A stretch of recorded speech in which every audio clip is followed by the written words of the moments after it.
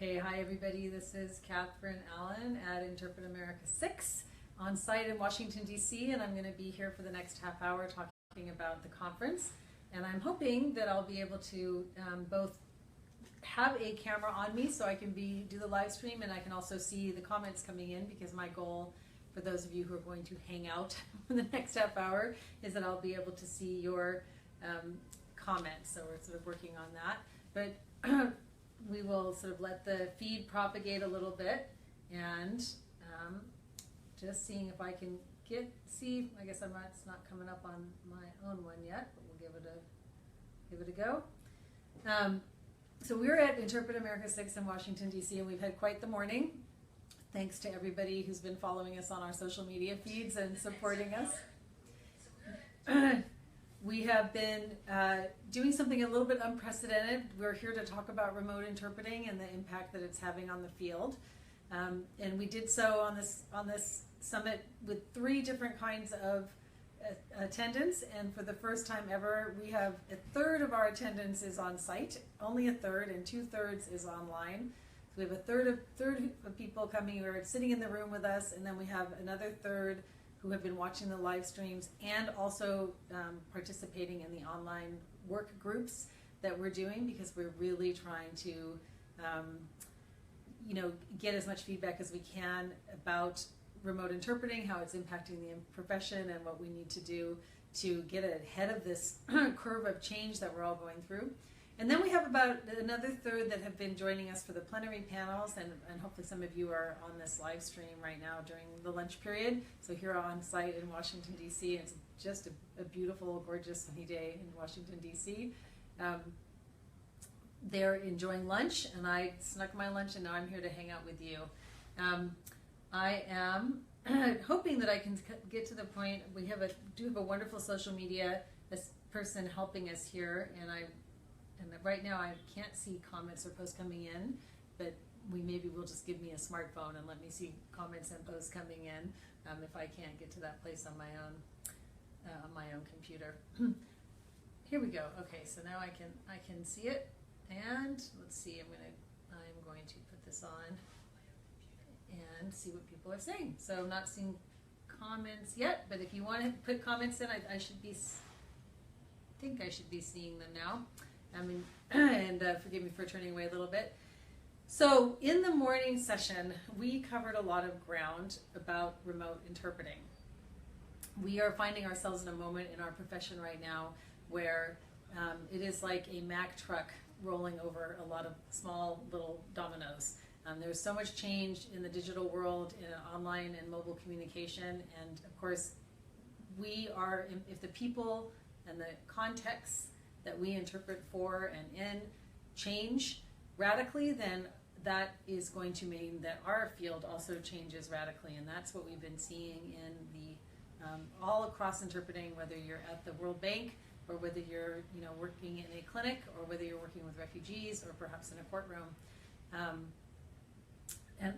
So I think we've had a period here, especially, maybe it really started culminating this year, of just a lot of distress and reaction and upset that was going on, and people are really, either totally against any kind of remote interpreting, videos coming into courtrooms or into the doctor's offices or into the, having conference interpreters now also, are being asked to interpret remotely for virtual meetings, and heads of state that are no longer traveling necessarily to always meet together, but sometimes get online and just meet in a video conference. And so and why are we reacting and upset? Well, because when you have a lot of disruptive change, it can really, it can disrupt things. Like, yes, it's disruptive change, it's disruptive, obviously, but it can mean that suddenly the way that we're used to working is no longer the way we're being asked to work. And we've spent a long time, especially in the United States, on the healthcare and medical side and the legal side and community interpreting, we've spent a long, hard time trying to establish ourselves as a profession. And we've, because remote is new, we have done that in an on-site, face-to-face context, and we haven't been able to, and that is how we built the structure of our profession We fought really hard for just even the right to be paid for it, to be called a professional, to have our certification processes. And now all of a sudden we've got this remote juggernaut coming in. And it does make it's awfully tempting for buyers and the people who buy our services to move to those remote solutions, because then they don't have to pay us for travel and for as much of our time. And so we have this disconnect now where if it gets rolled out in an insensitive and sort of unthoughtful way, we do have interpreters in hospitals and courts, who are getting displaced or being asked to suddenly be in front of a video screen for long hours. And then there's no best practices, there's no guidelines, we don't have a single document really. We have a few early attempts, but we don't really have any kind of document that can, you could take to your CEO and you could say, hey, if we're going to use remote interpreting here in our workplace, well, we need to follow these guidelines so that the interpreter can hear and the interpreter can see and the interpreter gets breaks. And that is why we are here in Washington, D.C. and around the world and around the country, is that we are trying to get that feedback. Now, I can see that there are comments coming in, and I'm going to ask my tech here if there's any way he can show me the comments on his computer, if there's anything I need to answer, because I would like to be able to respond to that. So far in the summit, this is a one-day summit. It's a working summit. We had a plenary panel with everybody. We had representatives from the European Commission on the side of people doing the remote interpreting that's being asked of conference interpreters at really the highest diplomatic levels and the most sophisticated infrastructures. You go over to the European Union or come into the United Nations and you have some really sophisticated technical infrastructures. And so they can create booths where they can really bring in video and cameras from multiple angles and give the interpreter a nice feed for their simultaneous interpreting. And they work, they're used, the demand for perfection on the interpreter is so high, as one of our panelists was saying, in those fields, that you absolutely have to have the perfect sound. Now, for those of us who work out in hospital and legal and community settings, we just sort of raise our eyes up to heaven and say, boy, someday wouldn't that be great if we could have that kind of working condition, because sometimes when we're working remotely, the people on the other end are literally putting us over a speaker phone, and we're trying to hear people over that speaker phone and interpret, and you can't interpret what you can't hear, and when you can't see, it's even worse. So we had people on our panel sort of describe all kinds of situations, and I think the couple stories I think that I'd love to share out for those of you who didn't watch the live stream, was the case of a court interpreter, a very accomplished agency owner and a court interpreter, who's being asked to interpret over very primitive video conditions where there was a defendant in another country, on a FaceTime connection with loud background music, probably in a cafe somewhere where he could get enough signal to attend court. And so he was literally sitting on the chair next to her as a little iPhone, and she was leaning over trying to listen to him, and she was interpreting for the other parties in the room. And if this was a trial, it wasn't like not even a lawyer's interview where things could be just a little more flexible if you can't hear. And so this interpreter is having to work in just extremely, unsatisfactory conditions in that setting. And of course, that did provide access to the defendant. He was able to attend court and get the interpreting he needed, but you can see that we have a long ways to go to really building out some more of the sophisticated tech solutions when we come into the courtrooms and into the hospitals. Now, we also had a representative from our panel who comes from Stanford Healthcare, Angelica Villagran, and she described what they're doing at Stanford and how they have rolled out a video remote interpreting, and the on-site interpreters take shifts and they do work both on the video and they also do their face-to-face appointments. And Stanford, I think, is one of the hospitals that's helping to lead the way in just piloting best practices on their own, trying to figure out which kind of healthcare meetings and encounters, and I think you can extend this out to a lot of community as well. You know, which kind of healthcare meetings and encounters really benefit or are fine or work well over video, and which ones really require that face-to-face. And one of the comments she made that was very interesting to me was, you know, she said that when she was an interpreter, she was very opposed to video because she felt like it would take away her connection to the patient, especially to her clients, but you know, I think especially to the patient. And yet, when she became the interpreter services coordinator and then had to, you know, implement this system, she understood that it wasn't her connection that she needed to be protecting. It was the connection between the provider and the patient, and that in some ways the video remote allowed her to play her role more properly. And we've got a comment from I am seeing it, so that's wonderful. So Claudia Brower says, is there a study of what percentage of interpreting worldwide taking place in high-end settings with all the required technology and training versus mid-end settings?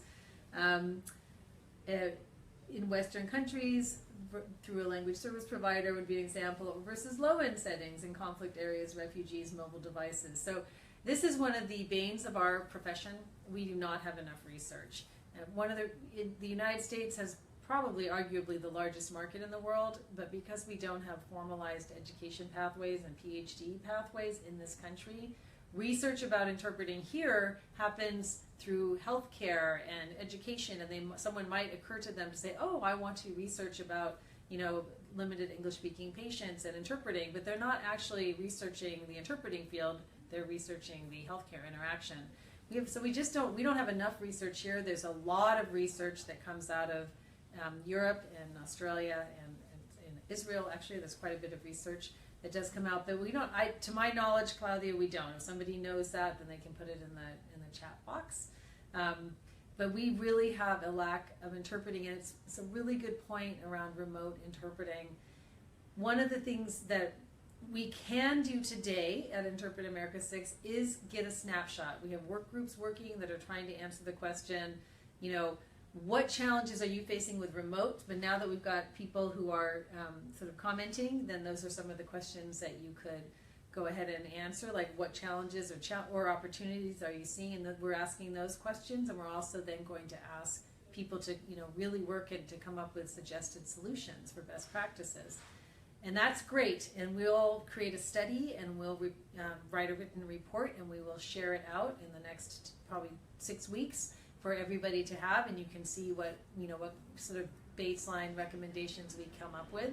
But what that doesn't give us is best practices based on research. And so personally for me, I want to see that be part of what we are asking our profession to do. Is like, we need to get some research into really what our best practices for interpreting remotely for the interpreter, for the impact on the end user, the immigrant or the conference delegate or whoever your end user is.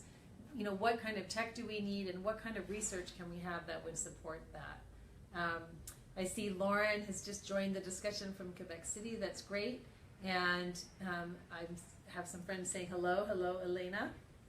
So I really appreciate your comment, Claudia, because it is one of the things that, you know, we're hoping we can at least highlight this issue, get together kind of a stepping stone document that would help the professional associations and the standards committees get a good snapshot of where we sit.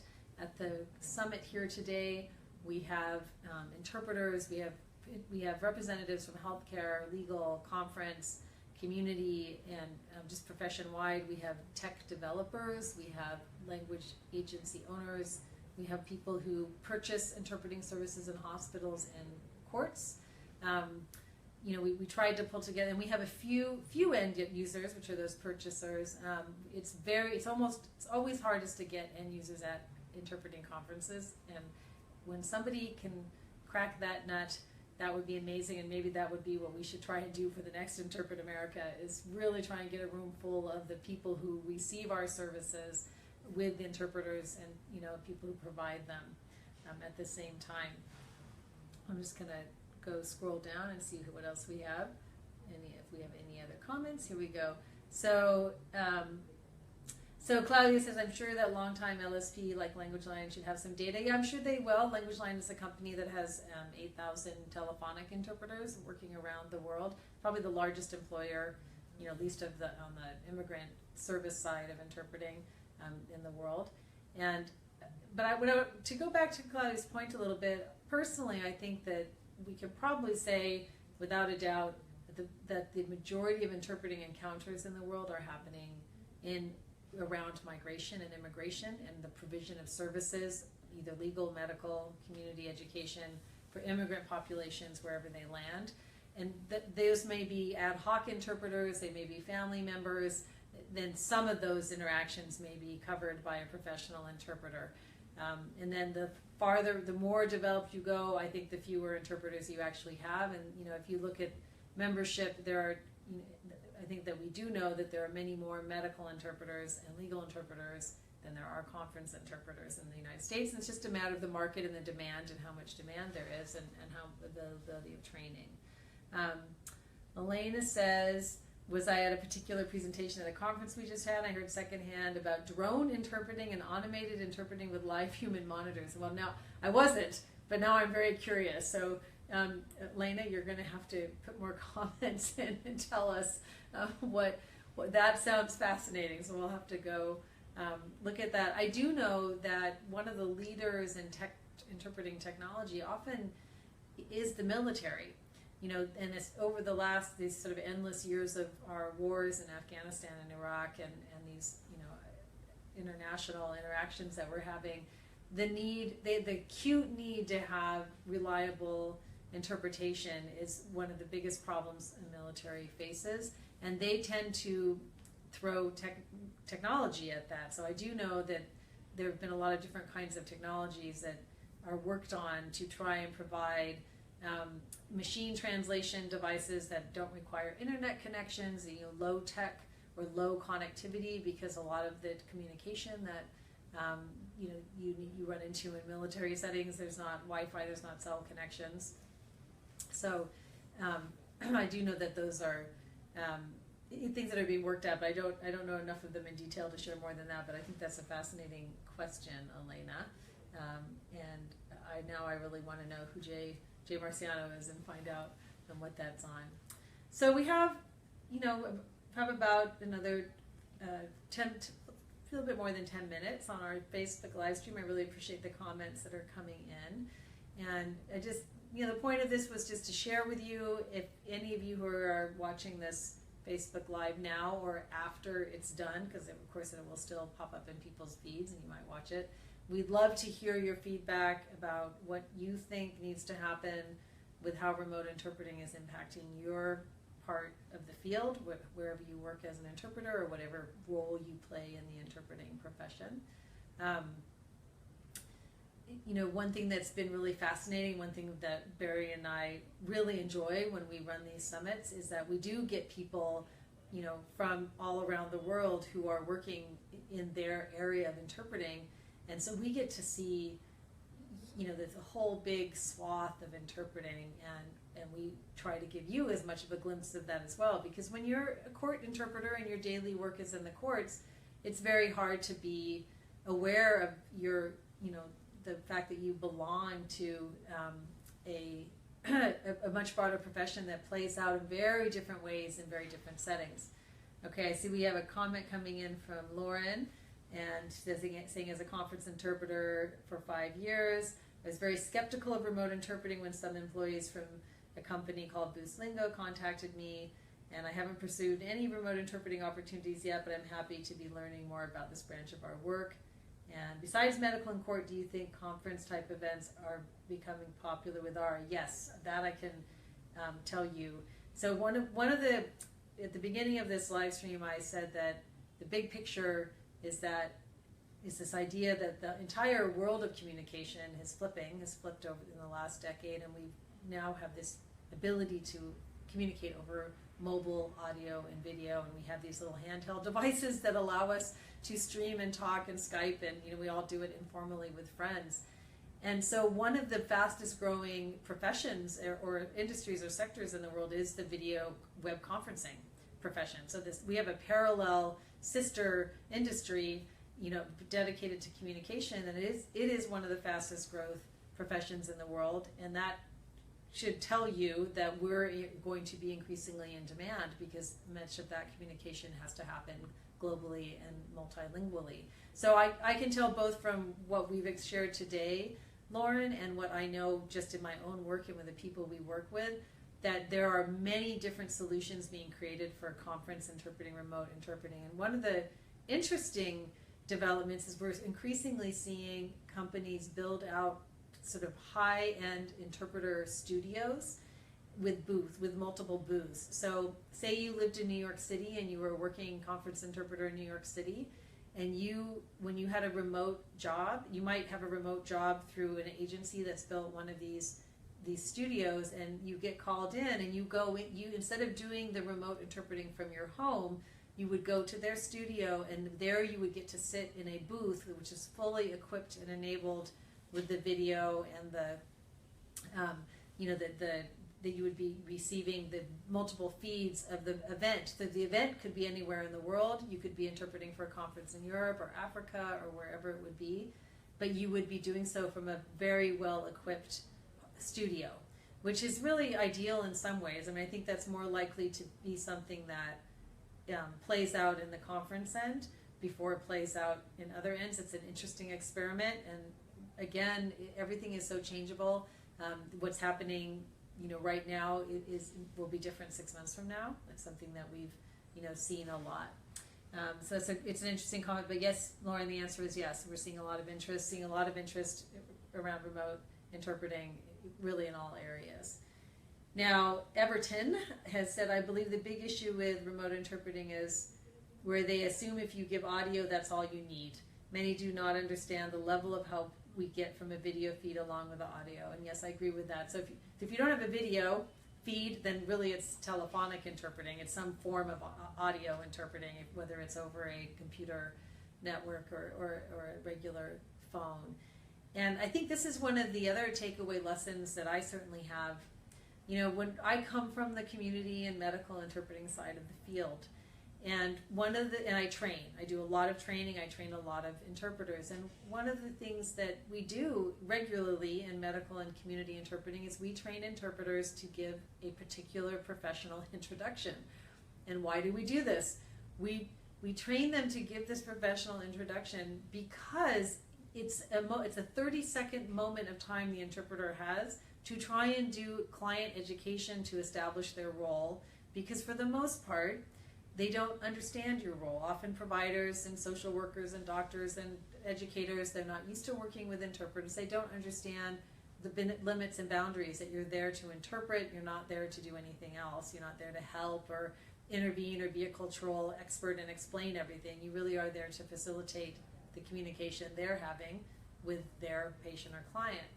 Now, for me, there's a real parallel, thing happening here at Everton around that. I feel like for those interpreters who are remote interpreting now, you are the pioneers, and it is the more that you can have a nice elevator speech that tells your clients what it is that you need. As interpreters, I don't think that we can expect a lot of the people who hire us for remote to understand the technical requirements. And again, this is a big reason why we're here at Interpret America 6, is we're trying to start listing out, what do we need? Well, here we go, Everton, that's going to go down, and we're going to capture this feed in your comments, and that will go into our report. That if audio is not enough, we need that video screen, we need the camera positioned correctly so we can see facial expressions and understand all of the body language that carries so much communication.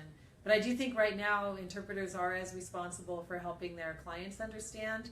And when you accept an assignment, you have a list of questions you ask, and you make sure that, are you going to get training on the platform that they're going to ask you on? What platform is it? It's not just enough to be told, oh, you just need a computer and a headset.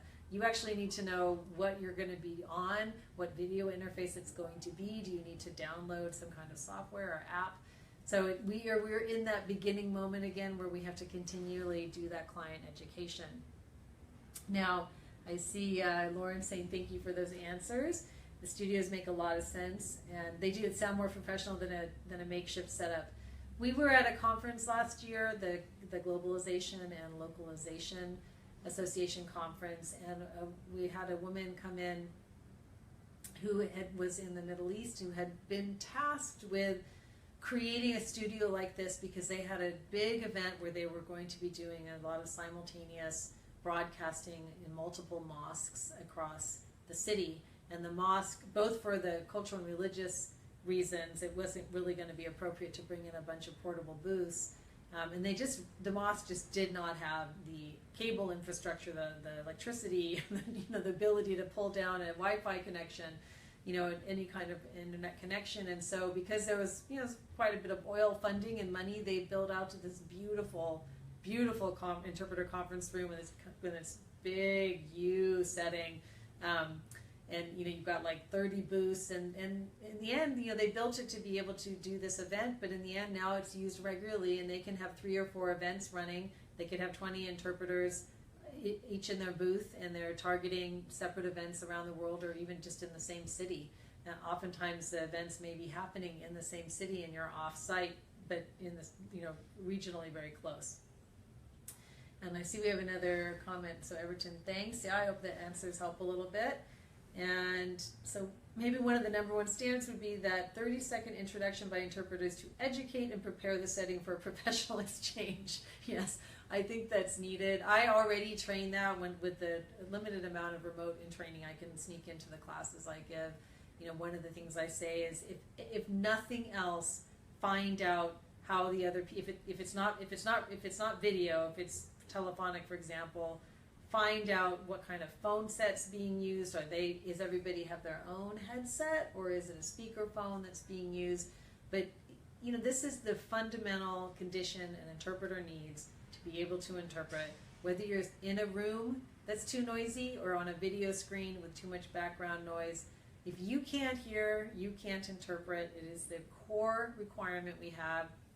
Mostly people don't realize that or think about it. We're the ones who have to advocate for it and make sure we have those basic conditions no matter where we interpret. So let's see, we have a few more minutes left, and I'll see if we have any more comments that come in.